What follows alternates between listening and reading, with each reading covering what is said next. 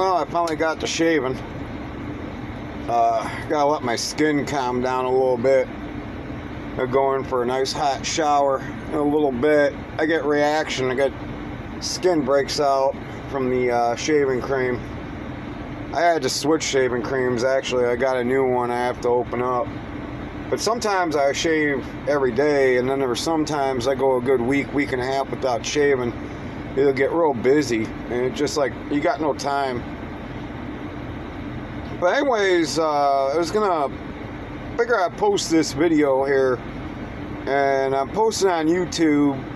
A lot of family can get what really happened, and then the rest of the YouTube community, I guess, can learn from my mistakes. It's kind of like a live and a learn type deal. And way back, probably about 5 years ago, I was either cutting the grass or I was painting a model. My mom had a daycare, and I was coming up the stairs and came outside, and I was going in between the house and the garage, and she asked me, how would you feel about selling the house? And I was pretty much all for it. I had an opportunity. I had a friend in Dade City. No, he's in Tampa, but he runs a dumpster company, and he was giving me the opportunity to go into partnership with them because there wasn't many dumpster truck companies in Dade City. Actually, I don't think there's any. They're just garbage truck companies. All the dumpsters got to be coming in from other places. So I was already investigating and looking at 3 Mack trucks, used Mack trucks and Waste Management roll-off dumpster trucks. They were all under 100,000 miles. They only had like 78,000. One had a twisted frame, so I was pretty much going to use that for part source. So I started doing investigating, and found a trailer that pretty much the people that owned it, the double wide, they was going to cut me a deal on it. They were going to rent it out to me for 2 months, and then I was going to buy it outright. But I also had another plan if the house in Illinois didn't sell, because I'm against Democrat communities, and we're being taxed to death. Everything's taxed to death. I just couldn't foresee paying that much in property taxes. I couldn't see that much, paying that much in taxes for food. I smoke. $15 for a pack of smokes, and then you come into Kentucky and you get a pack of smokes for $4. You go down into Georgia, you go into Kansas, Missouri, you can get a pack of cigarettes for $2.80. But that's beyond the point. So about the time my mom knew the house was going to sell, she said, well, I'm going to give you $10,000 to help you with the move. So she gave me $3,100, and we drove down to TD Ameritrade, because that's where I was doing my banking, and I was doing a lot of my investing in TD Ameritrade in Naperville. And she said it in front of my personal banker and then 2 other bankers. How am I going to give you the rest of the $10,000?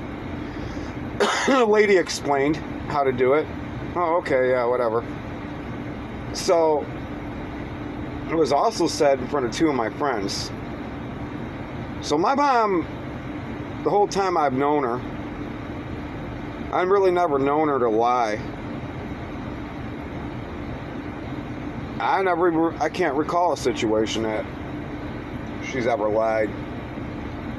So when the time came, I also had BNSF Class A shares, which is Berkshire Hathaway. My dad worked for Burlington Northern, and in 1991 I was cutting grass for the neighborhood, and there was old people kitty corner of the house. They hired me to cut their grass because they could no longer cut it. And the old man said to my dad one time, why don't you take what I'm paying your son, take half of that, because they were paying me like $120 every time I cut the grass. Take half of that and buy into the company that you work for. So at that time, it was the Burlington Credit Union in Aurora. So we would buy a share or half a share. So I think at that time it was like 118 or 188 bucks.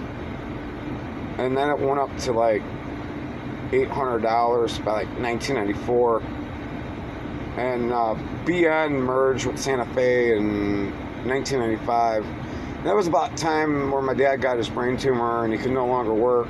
So with all that going on, and my dad being sick and all, and then I was working on the railway, and then I was also driving a tow truck for a friend. It was a pretty big international tow truck. It kind of had like a sleeper in the back. So I would work on the railway, then I'd go to him, and then I'd work for him, and then like around 11 o'clock or midnight when the tows would stop, I would just park the truck in the back, even in wintertime, leave it running, idling, and I would just go to sleep, wake up in the morning and go to work. So a lot of things slipped my mind, and the BN shares slipped my mind, which I'm pretty sure if I wouldn't have found anything out, I would have known after 30 years, because when my dad set it up, it was in a 30-year IRA. So after the house sold, I had about 146 days, I believe, before I could cash out my first share. So I was pretty much had my mindset, I was going to get the Stumpster service going up and going. So I had the 3 Macs picked out, placed bids on them, and then I was staying with a relative, a cousin, and I was calling my mom every day, and she goes, yeah, I'm going to send a Christmas card out, it's going to have your check in it. I'm like, oh yeah, heck yeah. See, this way I can, go up to Illinois, get my other van, and then whatever else I had left, and I could bring it on down, and I can work out with the family about the trailer, because what the trailer was, it was on private land, it had a gravel lot, so I could park the 3 trucks there. It was pretty much going to be like a business setup, there was nobody around, it wasn't like a subdivision or anything. So, oh hell yeah. So like a day or two later, my mom, I was talking to my mom, she goes, yeah, I put the check in there for $100. I was like, what? Well, I thought she was joking. And then the Christmas card comes, and I open up, and it's like $100. I couldn't believe it. And I was like, well, where's the rest of the money? I never really did get any straight answers on it. But from the time my dad passed away in 2001, up until the time we separated our ways, through all my bank records, I gave my mom like $242,000. And then I inherited like $74,000 from my grandparents. I gave my mom half of that. If I would have known what I know now, I wouldn't have gave her anything. I would have bought a house in Indiana, and I had a job offer when I was working on the railway, one of the sister companies in Georgia. For some reason, I don't know why, I stuck around. I wish I wouldn't have. The amount of work I put in that property was just unreal. I removed tree stumps the size of Toyotas with a shovel and an axe, just like my dad used to do. But I guess what the moral of the story is here is I don't care if it's your mom or your dad, I don't care who it is, your best friend, wherever it is. If it's more than $50, do yourself a favor, write up a contract.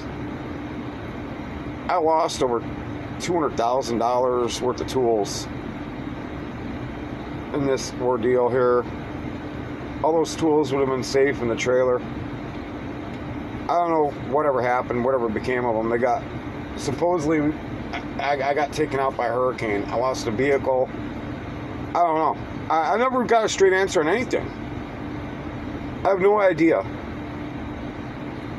I don't talk to my mom anymore, and I got family members saying, oh, your mom loves you, she misses you. Okay. And then I had somebody tell me, well, that's your mom. Because at one point in time, I was trying to get a lawsuit going. Well, that's your mom. Okay. Well, I'm her son. Well, the problem with the lawsuit is that all these tools were bought in the 1800s by my grandpa all the way up into the 1900s. So they've been in the family since the late 1800s. My dad started buying these tools in the 1960s all the way up to the 1990s. And then I had tools that I bought. There's no receipts for any of it. There's no proof of any of it. The only thing that I got is a couple friends saying, oh yeah, that was in the U-Haul. That's all I got. As for the $10,000 she promised me, well, she gave me $3,100 for the U-Haul and the trailer. But the rest of the money, even if I got an attorney, I have to pay attorney fees. And then two of my friends, they want a cut. So what am I going to get, $700? At this point in time, it ain't even worth it. But I had BNSF shares, and, you know, my dad set them up in a 30-year IRA. So after the house sold, I still had 146 days left before I could cash them out. You know, and if the house didn't sell in Illinois, I was going to give my mom one share of BNSF, which was like $517,000 at that time. And my plan was I was going to split the property, because there was a contractor I met at Home Depot that wanted the back section. And I was going to turn the house into, well, the basement was going to be a model railroad club. And I was going to do a garden railroad outside with the highway for RC. But I had my mind set. I wanted to start a dumpster company in Dade City. I had my mind set on that. I really wanted to do that. I wanted to get away from the snow. I wanted to go away from the cold.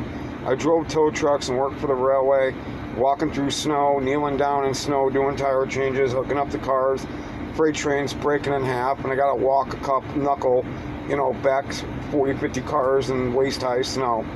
So I just wanted to be done with that. I had frostbite 4 times. But I was staying with a family member, and I just can't live under somebody else's roof, you know. And then when that Christmas card comes and I open up and it's only got $100 in it, I mean, thanks a lot. You know, as somebody in the family, I don't know who it is, there's got to be a group of people that's spreading some sort of bullcrap about me, something about the house in Illinois. I don't know. I don't know what it is. I don't know who's doing it. I have a suspicion I know who's doing it. But I wanted to be out of there. I can't take living in a state or city or suburbs that's controlled by Democrats. I can't stand the high taxes, property taxes, paying for stuff that I don't use, like commuter trains, bike pass, and all this stuff that I was paying for in the taxes, school systems. I don't even have any kids. I've never been married. I just have an Australian Shepherd. But I just wanted to be out of there. I wanted to move to a Republican state. I wanted to move to a place where there was no food tax. Or if you wanted to go buy a pack of cigarettes, it was $3. You know, I go to Missouri. I smoke. I don't smoke as much as I used to, but I go to Missouri and buy a pack of cigarettes for $2.80. The same pack of cigarettes in Illinois costs $15. You can buy a whole carton of cigarettes in Missouri for $19.99. In Illinois, they're $119. But I figured I was going to post something. I'm going to post more about this topic and about my mom later. But everybody here, including family, you need to learn from my mistakes. No matter who it is, $50 or more, write up a contract. So if something goes wrong, you have that contract. You can go to an attorney. You can file a small claim. You can go actually take it to legit court if it's a larger amount. Don't go by trust. I wouldn't trust my mom with a bag of carrots. I wouldn't trust her. I wouldn't trust her with a dime. But I figured I'm going to start posting more about this story later. But now that I got shaved up and I don't look like Joe shit the rag man, excuse my language, I figured I'm going to start posting about this topic because there's some false information going out about me. And I have a suspicion I know who's doing it, but I don't have proof. Most of the family will not talk to me anymore because of this reason. And there is an informant in my family that's been telling me this, but I just don't know who it is. I don't think this informant really knows. It's just been trickled down through cousins and aunts and uncles. It's none of my aunts and uncles on the Calais side. I can tell you that right now. But for everyone here that watches this, and then family members, just learn from my mistake. Don't trust no one. Trust yourself and don't trust anyone. Even if your mom says she's going to give you $100, don't trust it.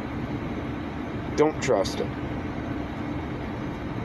My mom destroyed my life quite a bit, but she could have really done more damage. If I didn't do quick thinking and didn't communicate with the people at TD Ameritrade, I don't know where I'd be right now. But I'm going to leave it at that. And, I'll put it to you this way. Her name is Geraldine Calais. I would never recommend anybody do business with her. If you ever run across that person, don't do business with her. Don't trust her. And if you do business with her, write up a contract. I consider her a crook, and she should be charged as a crook. I don't know if I'll ever be able to get her in court because, like I said, all my tools don't have receipts.